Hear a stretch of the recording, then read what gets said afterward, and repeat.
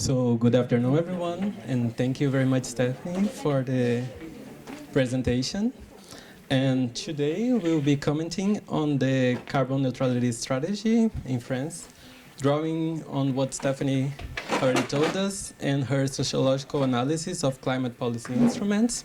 Our group is composed by Hanna, say hi Hanna, Martina and me, and you can pass, please. She talked a little bit about herself, but her curriculum is awesome, so we'll be talking a little bit more. So Stephanie works at INRAE, and she has expertise in economic and political sociology, investigating the interplay between state regulation, market mechanisms, and ecological claims. Her work focuses on contemporary transformation of environmental and agricultural policies, among which we can highlight her two books that are there. So The Sociology of the Environment and Agrarian Capitalism, the Political Economy of Large Plantations in Southeast Asia in French. And today we'll be specifically talking about a draft paper, which is a chapter of a book project about commodification of nature. And the paper has that title, A Carbon Neutral Future. So you can pass, please. That, in a nutshell, this chapter puts forward the idea that commodification of nature is driven by public policies whose objectives are to neutralize environmental impacts, such as biodiversity destruction or deforestation. And these public policies also aim to establish, to develop a market for environmental service, as she put on her presentation. So the author made an analysis of the French agricultural sector in the enforcement of a carbon market strategy. And you can pass. No, you can let it there. And that is the French carbon neutrality strategy. And it is first established in the framework of the Paris Agreement, and it aims to first set a goal for carbon neutrality by 2015, and also to outline a path in which we can achieve it. So this path is composed by three main parts that are described in the article. That is the first, the decarbonization of the French economy. So that's the first thing that's being done so far. The second and third is first the sequestration of natural sinks, so reforestation, increasing soil carbon stocks can also be put on there. And third, technological carbon capture and storage. So we can talk about geological storage or storage in biomass. And also, the third point is something that she talked a little bit about in the end, that is the spoiler of the conclusion, that we don't have actually a framework that is working. We have something that can be seen as a legal fiction, so what is being put in paper is not actually what is being done, since the actors and the activities that are being done are too complex to what's being proposed. You can pass, please. And the draft has as guiding questions these three ones. So first, how is sequestration in natural sinks produced to neutralize residual emissions? The second one is the role of the state. And the third one is if the social technical infrastructure that is being built is actually an enabler for the conversion of ecological actions, like environmental services, into the sequestration of CO2 equivalent carbon in the atmosphere. So you can pass, please. As methodology, she did like institutional analysis, as she said before, a case study, and we put here in-depth interviews with the actors that are on the next slide, please. There are these ones. So government, research institutes, and private and international actors that we categorize here in a nice table that you can access later on these slides. And to talk a little bit more about how that can connect to our economic theories, I will hand out to Hanna. Okay, thank you. Yeah, I think what we saw before we come to the theory part, the main finding is also that we try to make the agricultural sector from an emitter, turning them into a carbon sink facilitator. And what it is commodification. And the first thing when I read this paper, and it was a theory from Karl Polanyi, and we thought maybe it's nice to have some theoretical background from some different strands, also very well equitable to our different majors, from Polanyi maybe more for the C people. Yeah, and we all read them in a reading circle in my bachelor's, which was nice. And he's Austrian, so love the Austrian economists, some of them. So what Polanyi said was that land, labor, and money is fictitious commodities, and they're not about to be treated on the market. And I think what this paper shows perfectly is that with coming up with this low carbon label, that is actually really the state trying to create a market around the natural resource.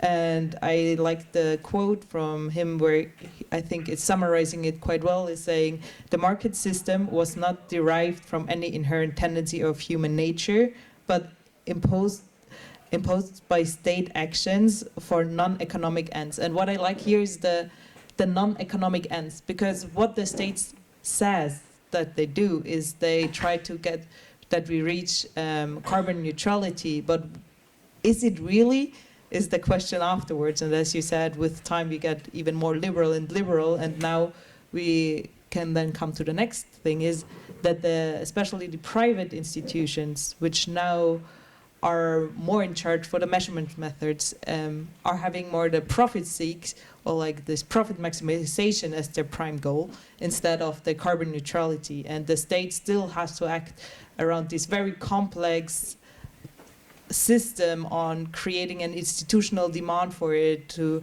create all these methods needed. Yeah, I think what you said before, that where are we going with these new instruments, was quite nice, because I think also in Polanyi this complexity and this unforeseen future in embedding some systems comes out. But so for the next one, maybe more the major A people, we have Joseph Schumpeter, another Austrian economist. And what we liked was his thought on creative destruction, where he says that, yeah, capitalism evolved through continuous innovation of new processes or products or business models. And we said that the carbon farming could be seen as a new business model. But on the other hand, it's also Schumpeter who said that the problem is whether it provides sufficient inducements to the innovator. And for him, often, these innovation mechanisms or this innovation thrives come within. And here we could say it's more from a top-down state approach, where the state tries to put some measures and tries to set all the scenery and the reglementaries, which is not sufficient, which we will see later when Martina will go more into detail. And what you said, it's not sufficient for actually the agents, which are the farmers, to create or to implement these new methods. And also later, I want to come up, and I will say it now so I will remember, if it's really feasible right now when we see that almost 70 to 60% of the soil is already degraded. Is this a rational, feasible approach? Yeah, I think that was more or less it. Oh, what I wanted to mention for the major B people here, we can also see, we can also add a bit of a post-Keynesian criticism or theory into it, to say that the price signal or the market signals, which are normally prices, might not be efficient for, or might not lead to an efficient allocation of natural goods, which are the carbon neutrality. So there's also a lot of uncertainty implemented for these farmers, why they won't go in this direction. And also, for example, right now, some days, like 2 weeks ago, it was another EU summit on the climate neutrality for 2040, and it was also Macron who, for example, said he tried to abandon these ideas, and then we can ask what signals is he sending out to, for example, farmers, how this will develop, and if it's then a good strategy to go for this innovation. And lastly, before I hand it over, is we have Elinor Ostrom. There's also a course on commons in our master program here, and what I liked about her idea is the thing, not thinking about either the state or private sector, but going a third way and seeing if maybe, especially for common pool resources, as we could say is the carbon emissions, they are best managed by polycentric governance. And we saw with the socio-technical infrastructure that there are so many stakeholders involved, there are so many different agents, but can we really say it's a polycentric governance, or is it still a top-down approach? And also, what I think the paper was really clear about is, what are the goals from the solely agents involved? And yeah, so therefore her quote, appropriators of the resources must have the right to participate in making and modifying the operational rules. I think that's something that is not seen yet there. And this shall help a little bit to what now Martina will present, the real limits, that you have a bit of background and where you can see your own, make your own linkages and bridges. You talk about, Stephanie, a lot about the limitations of the label bas carbon, low carbon label, and we kind of interpret them in 5 ways. So the first one is systematization versus flexibility in public policy. So the question we were asking, and that we saw in the law itself, is, of course, there's a need for the state to intervene and develop methods to assure comparability in carbon credits. So whatever action you make, it should be comparable to others, so you can sell it in the market. But at the same time, the law kind of allows for farmers to choose the method to measure carbon capturing. And that led, according to the interviews, to difference in measures, depending on which agent would do the measure, and that kind of hinders the whole market idea. That's like a big topic. We can discuss it later on, but like every public policy should account for this. The second idea you also mentioned it, so I'm gonna go really fast, but it is really interesting that you come up with this idea that the stakeholders are invisible, because the agents affected by the public policy say so. So the law, it's kind of trying to simplify things and not go into the details, but not going into the details is kind of making a whole part of this history invisible, and it's not able to measure it. So when we try to say, okay, is this law working, we just don't know because we don't know what's happening. But again, at the same time, if you overcomplicate things, maybe the law won't work because there's like a lot of complications. The third problem we identified was the risk of state over-involvement. So again, there was already a market for carbon measurement before any law, and the agents, as in the interviews, kind of identified the greener law that kind of obliged companies to measure their carbon emissions as a disruptor in whatever was happening before. So in that sense, the law that was aiming at improving the carbon market kind of disrupted. Again, that's always an issue in state policies, that it's hard to think ahead of the consequences of the laws you're passing. Fourth is this idea that there are private actors that are actually involved in the design of the policy. So as Stephanie mentioned, the method that is used is a productive-based method, which is really questionable. But by involving the private actor, you are making the law more legitimate in a way. So that's good. But then again, if we want to have good climate action, do we want to base the method on productivity? Maybe not. And lastly is what Hanna mentioned, is about the low profitability. So the economic incentives are not really there. So the arable farming sector kind of make an economic analysis and estimated that the carbon credit of 1 ton of carbon capture should be 150 euros. Bonjour.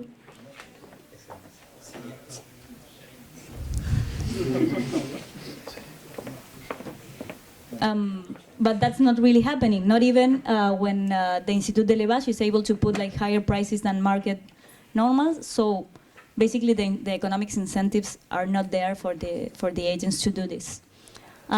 With all of this, Vini is now going to kind of present a few questions. But basically, it's like, how do we move forward with this? How do we evaluate? Do we like kind of do incremental improvements, or we do like a radical, okay, this is not working, we should switch? No, we have here 3 questions, but the first question that will appear in a moment here. The first question will be directed to you, and Hanna will explain a little bit more about it. And the 2 next ones we are directing to our presenter to discuss a little bit, so to give her time also to think about it. So because there was last time we said we want to have a bit more vivid debate, we thought we'd give you a bit more a provocative question today, which is very easily to be answered with yes or no, and we want afterwards every one of you raise your hands. And I will reformulate the question a bit also to see what we were aiming for, and is that right now, what we did is we really sharply criticized, I think the 4 of us, France's climate strategy, and we said it's kind of symbolic and insufficient. But by doing so, we're asking if it's not kind of risky and that we are handing kind of arguments to the right-wing actors who oppose climate action altogether, and thus that we undermine our own room to maneuver by so sharply criticizing what has been implemented. So the question for you is, first we're going for the people who say no. No, you don't think that we are risking to how you say, take away our own arguments, and that it's very relevant that we do this. Please raise your hands. Okay. Okay, it's no, it's we are not undermining our credibility. Yeah. The other way around. Okay, yeah, I think I should not put a negative form because then it's hard. Okay, we can put it this way. Yes, we should criticize our current status of how you say, the aim of the state strategy. Okay, then the other way around. Is there someone who says we should not really go too deep in the criticism because we will empower the far right? It's a hard question. No, I said, I was like, I think with this. Hanna scolded me because my answer was already said, so I presented the question in a way that you all will say yes. Yes. I was going to say that it's a bit of a false dilemma. Yeah. Okay. We tried to make it harder, but okay. Anyways, maybe we can go over to the questions, maybe more directly also to you, Stephanie. But please all feel free to dip in. So on the one side, we have this: what mechanisms and legal, financial, political would be needed to make France neutrality law actually enforceable, and therefore maybe for everyone to know, it is actually a legal binding law already, but there are no consequences. So what would be needed? And the other question is, how feasible is France's reliance on agricultural soils for carbon neutrality, given that there are 60 to 70% of the soils are already degraded? So it would, turning them into a carbon source rather than a carbon sink would be very costly first to re-establish a healthy environment. Yeah. And we invite you to the front again.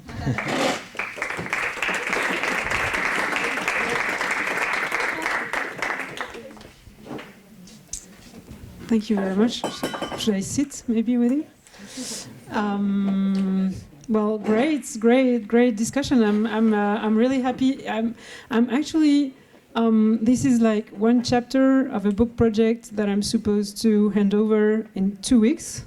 That's why I was running, and I'm running back after. But and it's great because I'm so far writing the conclusion. So thank you very much. It's very helpful to have all these very relevant discussion points on the table. Where should I start? Maybe I can start with the question that's behind me, right?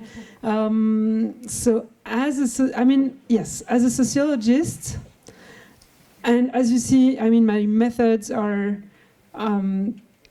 providing me a very in-depth expertise on market mechanisms. And maybe I can put the question a little bit differently for myself, because I become an expert of market mechanisms, right? And I do criticize them, but I'm also an expert of them. So I do see what are the kind of slight change or bigger changes that we could do to optimize these markets. And I'm like, is this what I want to do? You know, is my work here to help to sustain a market economy for environmental questions? But in the other hand, I mean, this is running, right? And it's going to be running, in the future. It's not likely that we're going to stop these market mechanisms. So, in a way, I don't want to be categorized as a right-wing sociologist, but I also have expertise in these mechanisms, and it's really, it's a big question, right? And it's hard to answer by yes and no, actually, I think. Where I'm standing right now in my thoughts about that is first, well, so many things, but first is the question of who am I producing this kind of studies for, which is it's the first way to kind of ask the question. I think I see two different publics, let's say, outside of the academic world. A first one is obviously regulators and administrative agents that are in their everyday professional life building these market mechanisms, and to some extent they believe in them, but they also see that they're failing. But when I'm talking about these public agents or public regulators, it's also a vast number of people, right? The state is not just one body. It's many offices, directions, regulators, public bodies, and so on and so forth. So a first question would be, who are the proper public agents that I should get involved with to bring this knowledge about this type of instruments? For the carbon market, I haven't quite answered. I mean, I don't really know where. I still need to think about it. But I have been working for the same type of mechanisms for biodiversity, and here answering the question was a bit more easy because, nature conservation is like on the very, very bottom end of the pile, even within the Ministry of Ecology. So there's like a power relations in between different environmental issues. And so it's also, that's what we like doing, I guess, as sociologists, but like helping the powerless public agents that are struggling to implement policies that nobody wants, because energy policies are more, a more political hot topic than biodiversity, for instance. On the carbon market side, I'm still trying to think. The other, the second partnerships or second relations that we can build is obviously with mobilizations, right? Civil society, NGOs, and here again, there's more radical NGOs and more reformist NGOs. So there's also I think it's an ongoing question that we need to wonder and answer, depending on what also possibilities we have and how much time we have and where are our networks. I do have networks within the left-wing farming organizations. I mean, as I told you, I also studied agronomy before, and most of my friends are now working in the left-wing farming unions and so on. So I do have these networks, and they're useful for that. So I think the big question when you're trying to think practically what it means becomes another kind of question. So that's what I want to say. But also, should we kind of erase from the policy toolkit this market mechanism, or should we optimize them or try to change them?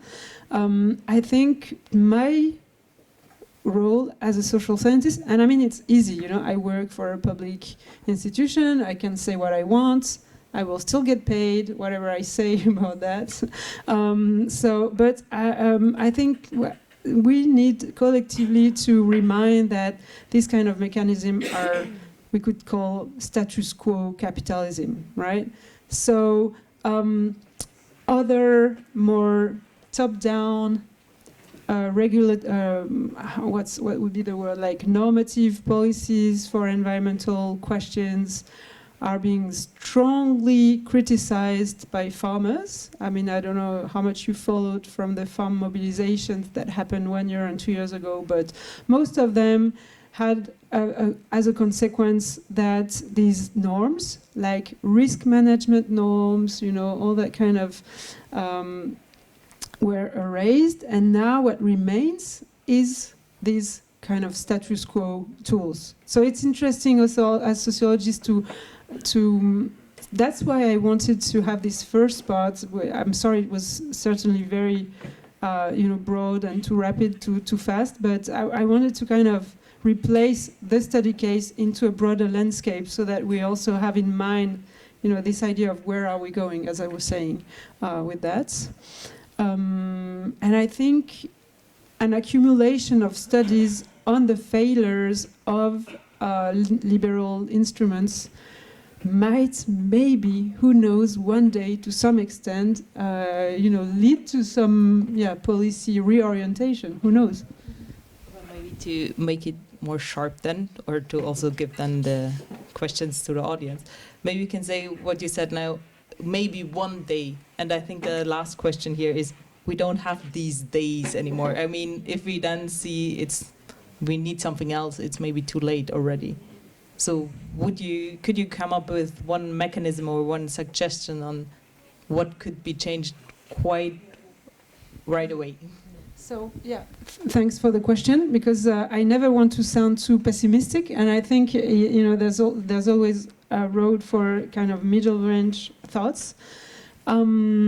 What I have in mind right now is this very strong reliance on the private economy for data production, data measurement, data, tool making, quantification, tool conception and implementation, because I think that's one very important site for private influence. As I showed, with the choice of the indicator, it's not an easy question, because building up these tools also requires to know more about the way private organizations or private firms work. But the fact that most of it is, delegated to a private economy is very much a weakness of the whole thing.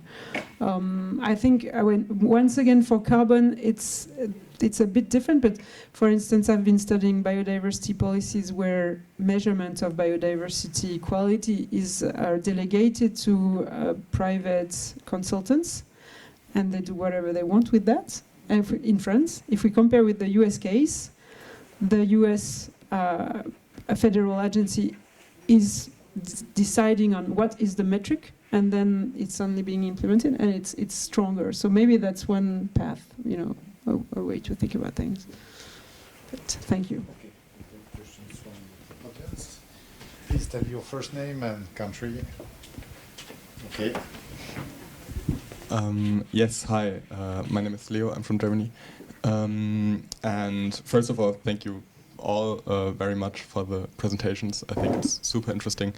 And if it's okay, I have two questions. And like one quick remark, first of all, on the first question, I think I have a very strong opinion about that, because I think in general, like in political environments, we see that like softening leftist or economic or like environmentalist positions, or like scaling back on like criticisms in order to prevent backlashes from the right is just simply not working in political environments. Like, for example, in Germany, like very broad-centric parties are trying exactly that and like pushing themselves further to the right in order to like make the right smaller, and it's not working at all.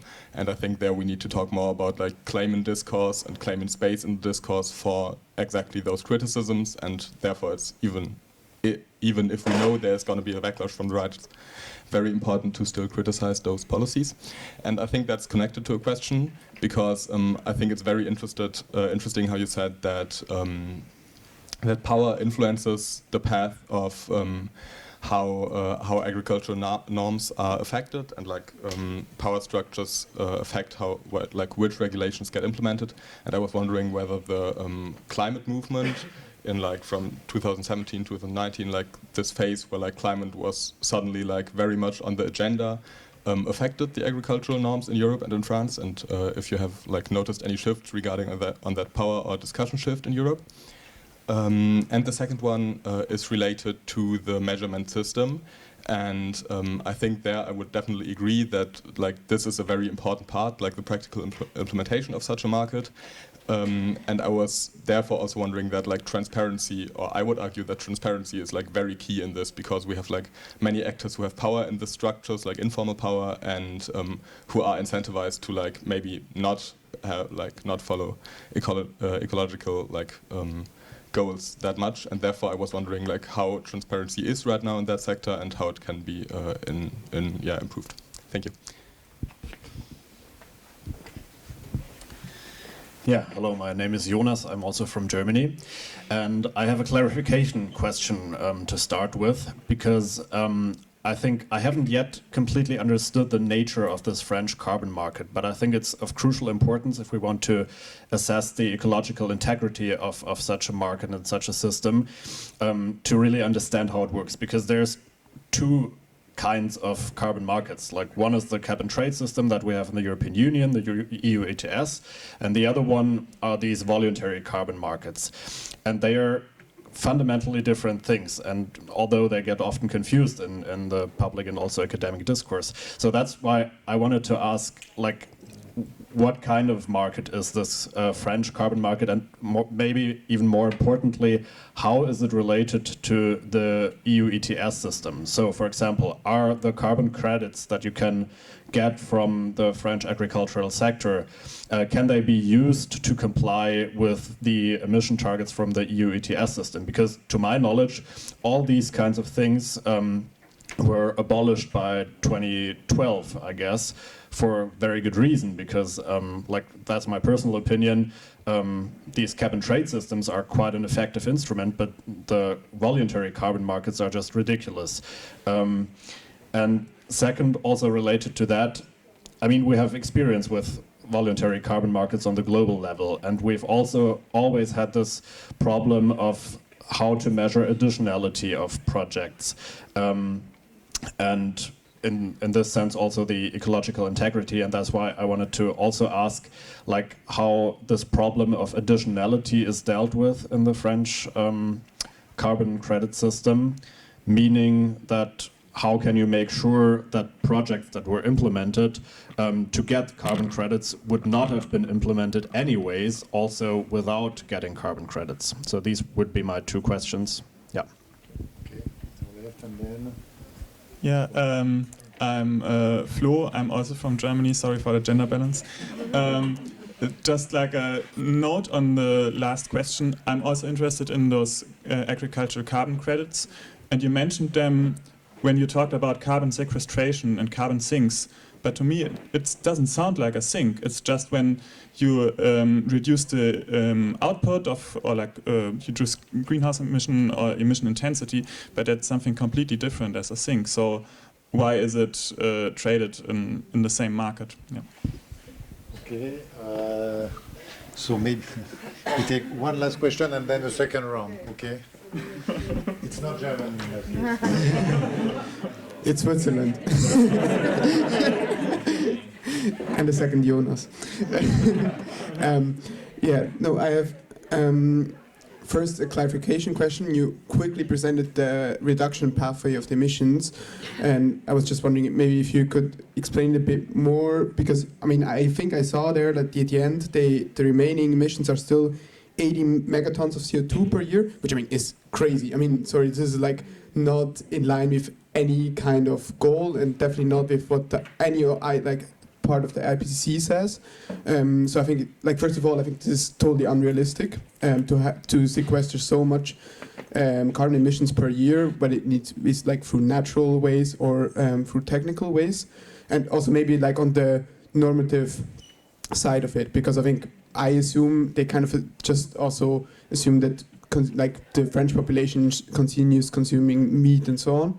And I think there, when we talk about all the difficulties and so on, this is quite often left out, that they just continue with business as usual and don't really consider this. So maybe, yeah, if you can clarify this bit up. And I think, on the other hand, on the effects of such a carbon market in France, in like terms of the power relations between different types of farms, because we nowadays already see in France like this power struggle between local small farmers and big farmers in the megabassin, for example, like the struggle around water and so on. So, and my theory is, or my hypothesis is that there is a certain bias towards larger farms also in these voluntary markets, and they kind of put a veil on this.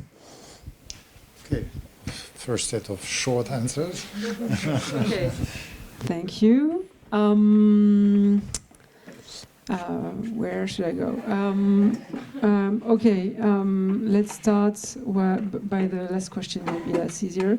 So the reduction pathway is a political participatory exercise that is being done by, coordinated by the Ministry of Ecology and with the help of many other ministries and private coalitions or private interest representatives, let's say, which explains why there's it's very nicely put in the strategic document that is being published by it has to be ambitious and realistic at the same time, something like that. But I agree with you that 80 gigaton is still a lot, but they're pushing all the assumptions for potential reductions of all 500 economic sectors that are being taken into account in the modelization. So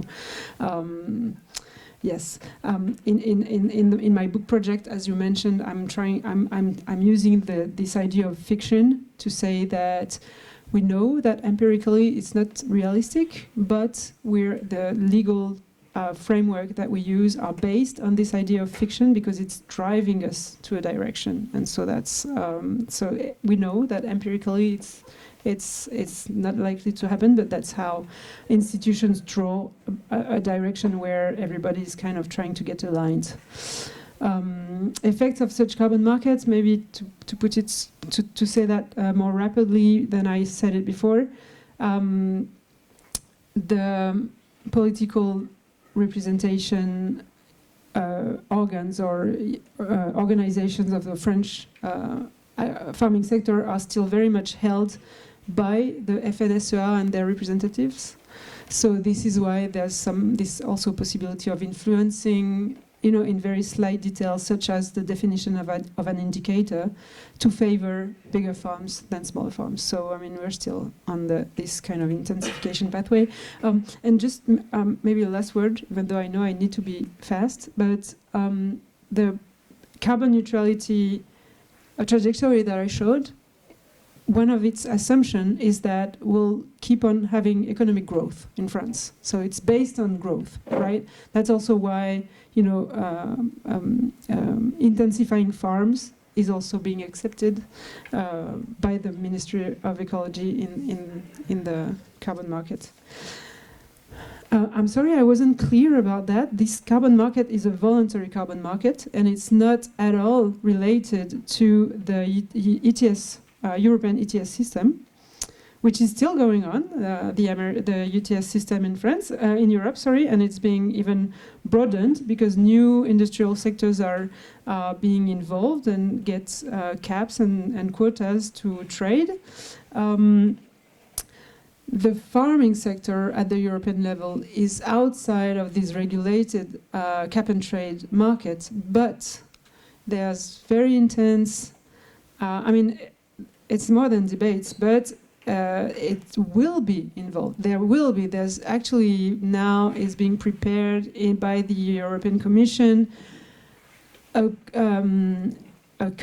farming ETS system. So, I mean, based on cap and trade, I won't go into details on how it works, but, and what is astonishing is that this label carbon that I showed you, that we see, you know, having these such a big number of limits, is the key example or the key mechanism that is being taken into account to build the European system, which is leading me also in my conclusion that I'm still writing to wonder about the persistence of failed policy ideas, because you see a failed system that is still circulating into other policy making spaces. It's kind of astonishing to me. About the credits, that's also part of the tricky thing, is that, as you said, the farming sector is being targeted to sequester more carbon within the soils. So it's more sequestering, you know, soils are lacking carbon and we'll stock more, we'll get more into the soils. But then the tool that is being built also allows for carbon emission reductions. So we get a mix of carbon credits on that voluntary market that are being produced either by reducing emissions or by sequestering more carbon into forest or into soils. And so it's kind of mixing everything, and that's also one of the weaknesses, and it was part of the many debates that were taking place in France and now at the European level, is that should we allow for reduction emissions to be sold on these markets, or should we only allow for sequestration? And it kind of changes the whole rationality of the tool, right? So that's why maybe it's also making the system a bit confused, because it has all these many different rules. And as we know in sociology, the more rules you have, the more you play with the rules, right? So it's also another level of complexity and of weakness of these mechanisms. And maybe just very, I wasn't working on the carbon economy when the climate movement rose. I started only a few years ago, but maybe I can say that litigation is definitely a site of counterpower that needs to be investigated more by social sciences. I think this is really like something very important to understand how, the kind of power relations that are spanning through political institutions are being rebalanced, also can be rebalanced. So, but maybe in 5 years when I'll be working on that in the future, then we can talk about it later. And transparency. The system is too complex the transparency is very weak, I would say. Control is being done by third-party independent auditors, but the tools are so complex that it's also part of the difficulties to implement such a mechanism, I would say. And I'll leave it here. If you incorporate like a political view, it's easy to comprehend why the persistence of policy that fails. Because market-based policy is like, I'm doing market-based policy, I'm going to go this, even if you know it keeps everybody busy. It keeps everyone busy. Okay, thank you. So my question might be a little bit broad. I am Supadet. I am from Thailand, not Germany, Thailand. It's a country where 40 to 60% of families are relying on agriculture. So my question is, we talk about like carbon-based, market-based, but what do you think is the one thing that Southeast Asia or Global South or any country that relies on agriculture what is the one thing that have to change in order for the just transition to work? It's because, yes. All right, my question not only to change the gender balance of the questions, but also because I'm interested. My name is Martina and I'm from Austria, and I have a clarification question on the fact that you said that you think that policies that are ecological must also be more liberal.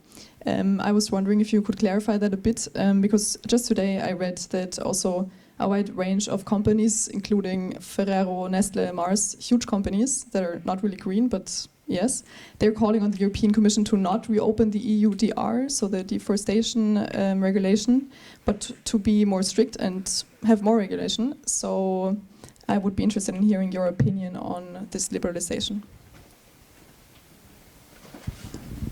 Thanks. My name is Irina. I am from Ukraine. Thanks a lot for your presentation. It was great. It was mentioned about the compensation and subsidies from the EU, but like as we know, not so many companies, not so many farms use these subsidies and compensation.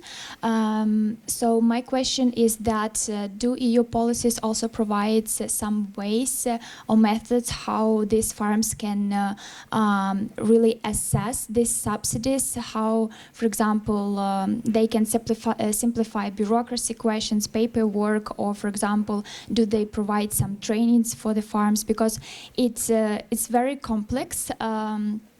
Some farms really not know how to reach these measurable environmental indicators, and because of this lack of knowledge and skills, they would not try to change something in their system, and they will just keep going. So yes, my question about that.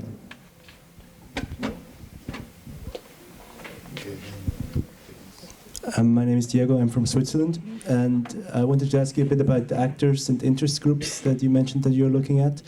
If I understood it correctly, the ones in favor of pushing for this mechanism were mainly the big productivists, unions, and I guess the consultants that are also active in this field.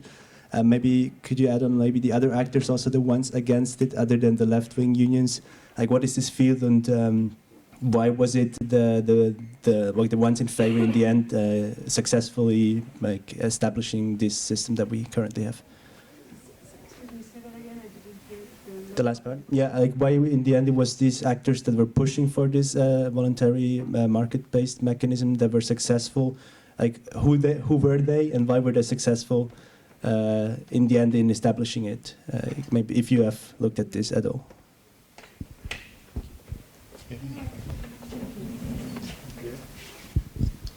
Yeah, I'm Luis, from Germany.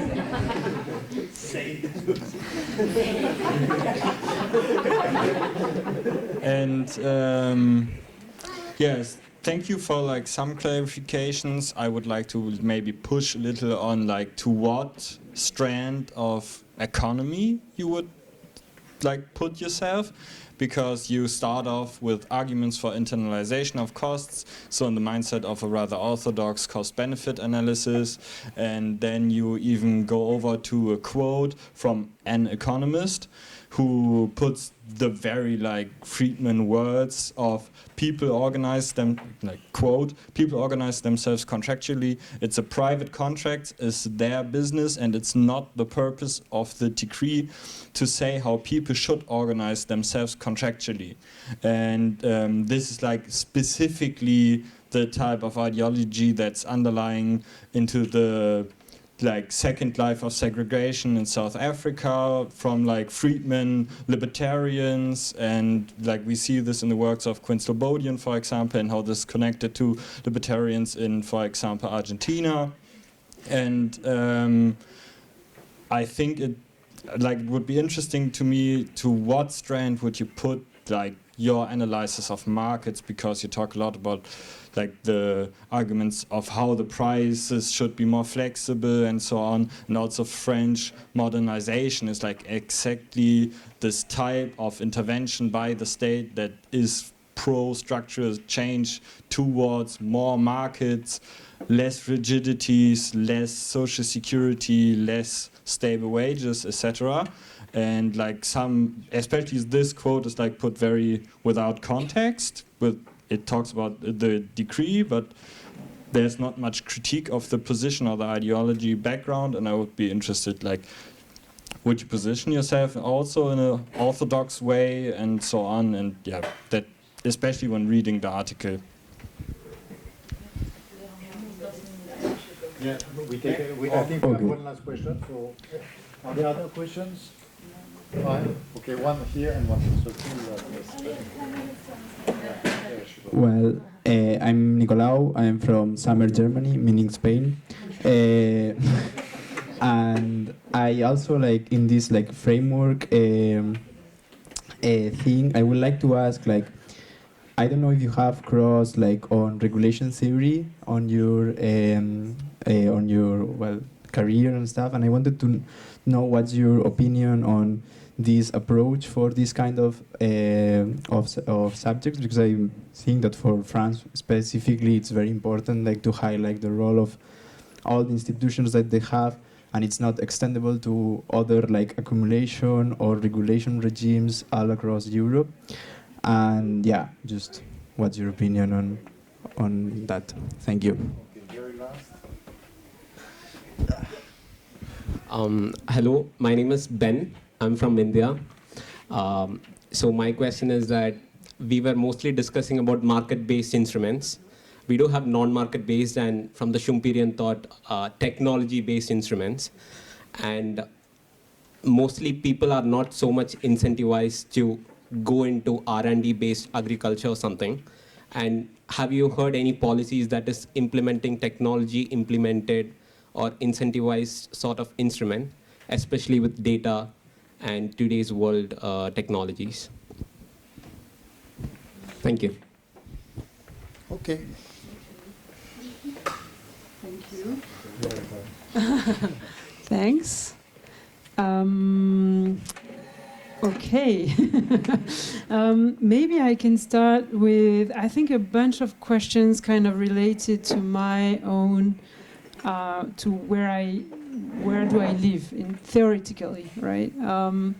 At least as I understood your question, and maybe it's to some extent your question. Well, I would say, first, I'm an economic sociologist. I'm not an economist, I'm an economic sociologist, meaning that I am interested in studying economic facts as social facts. This is really the basis of I'm looking at, economic ideas, economic practices, economic institutions, economic infrastructures, and I'm interested in understanding where they come from, how they rose, what actors are participating in their construction, and as I was saying, having some kind of constructivist stance on this idea that economy is also backed by institutional factors, power relations, has scientific grounds, and so on and so forth.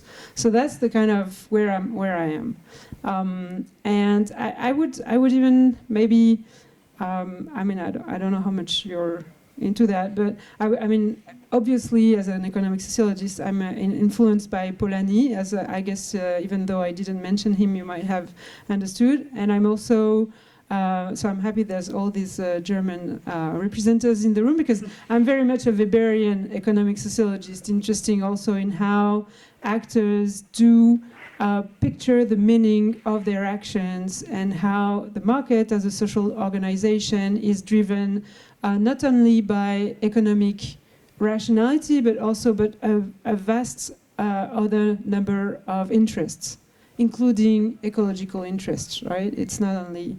So that's, I would say, my theoretical home. Now then, having, made my way among these very many different types of economic approaches to environmental problems, as I was saying, some more top-down normative regulations to market-based instruments and even technology-based instruments. And as a French person, and this is spanning through my work, I have this.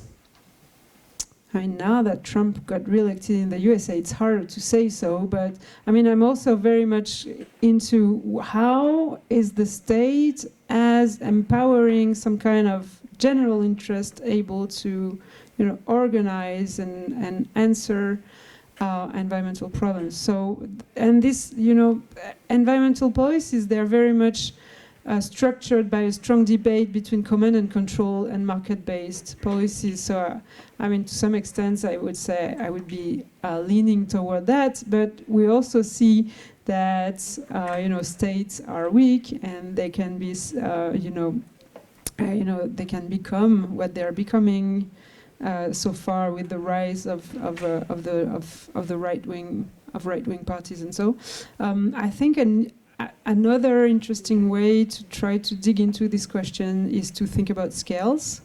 So far, recently I was also discussing with the sociologists that are trying to think about transition policies at the local scale. And I think that's also interesting because it's kind of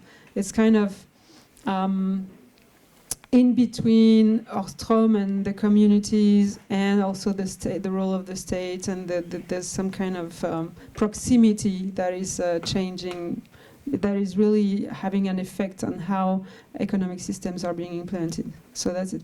But and then I'll switch to the other questions. But I think what is really moving me, or like why I get up in the morning and I'm happy to do research, is because I'm astonished by this very strong economicization of the world, where economy is the answer to all problems.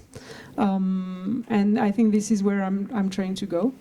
And I can just recommend a great book that you might know of from Elizabeth Berman, which is called Thinking Like an Economist. I don't know if you know this book.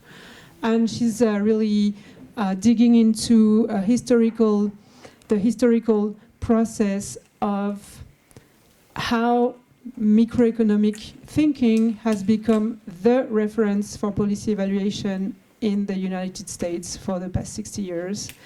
And now the microeconomic rationality is the main assessment point and the main value that we're using to decide whether a policy is good or bad, and it's been removing out of the assessment tools any moral conceptions of actions, and her book is really just great. So I can just only recommend it. Okay. So that's why I didn't say ecology must be more liberal, but I said it goes together. If we look at the historical trajectory of agricultural policy, that we see that its ecologization, or their ecologization, is really intertwined with liberalization. So we can't think about one without thinking about the other. That was my point. I'm not thinking that it must be like that. I'm saying that it's been like that for the past 20 years. So we do need, if we want to think about ecologization, we also need to think about liberalization, I think, to my mind. And I'm checking on the time, and I still have a few minutes. About the subsidies, the administrative burden, I forgot who asked this question. You did, yes, thank you. Yes, that's a very important point. When we look at the historical trajectory of agricultural policy, we see that the policy toolkit is getting more elaborated with more numerous tools, different rationalities. Some of them are contracts, some of them are subsidies, some of them are investments, and so on and so forth. it's really complexifying the relations that farmers have with public regulators and public bodies. And it also it reinforces this kind of externalization of administrative duties that we see. How can I say that? But the advisory system, you know, consultants and so forth that are helping farmers to drive out their way within this very complex policy landscape are getting more and more numerous. It's also a private economy, so it's also influencing the farmers in a specific way, and to some extent, it's a loss of their autonomy, you know, autonomy of decision within the farms, because they're, you know, we see that with management advisory systems, but also technical advisory systems. So it's also a very important point.